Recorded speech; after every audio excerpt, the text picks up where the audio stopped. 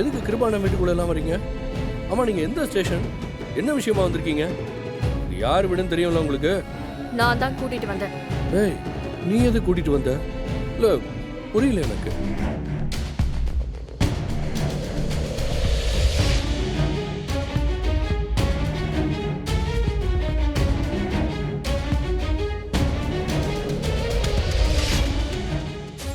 கிருபாகரங்கிறது ஏங்க, அவர்தான் கிருபான.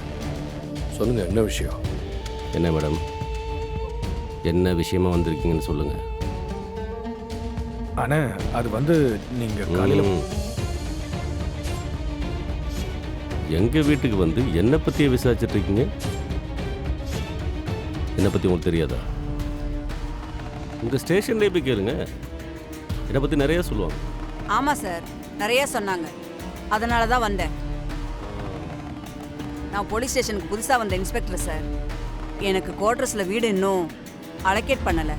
உங்களை நேரில் பார்த்து கேட்டால் தெரிஞ்ச வீடு இருந்தால் சொல்லுவீங்கன்னு கேட்டு ராஜமாணிக்கு என்ன சொன்னார். அதனால தான் சார் வந்தேன்.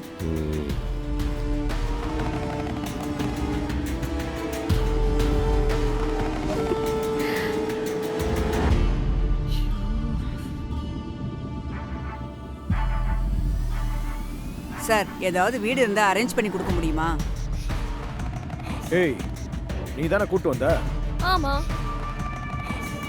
கிருபா வீடு எதுன்னு கேட்டாங்க. இதுதான் அவர் வீடுன்னு சொல்லி கூட்டிட்டு வந்தேன். ஏன் இவங்கள நம்ம வீட்டுக்கு கூட்டிட்டு வரக்கூடாதா?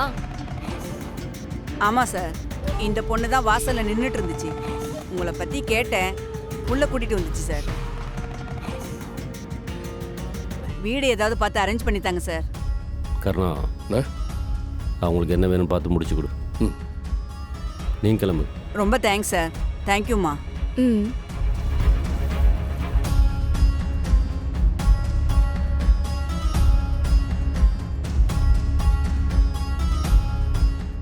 ஏங்க, என்னங்க உங்களை வெளியில கேட்டா புலிங்கிறாங்க, ஆனா வீட்டுக்குள்ள போலீஸ பார்த்தா எலி மாதிரி நடுங்குறீங்க.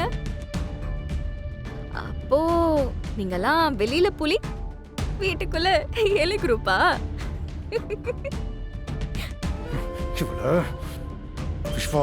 இவ நம்மள தான் ஜாடமாடியா சொல்றா. சித்தப்பா, அவ தெரியாமலாம் சொல்லல, வெளிப்படையா தான் சொல்றா. எல்லாம் நம்ம நேரம். என்ன கொஞ்ச நேரத்துல மண்டை காஞ்சிருச்சு போல, பேச்சு மூச்சே காணோம். இனிமே எதை பண்றதா இருந்தாலும் கொஞ்சம் புத்தியோட பண்ணுங்க.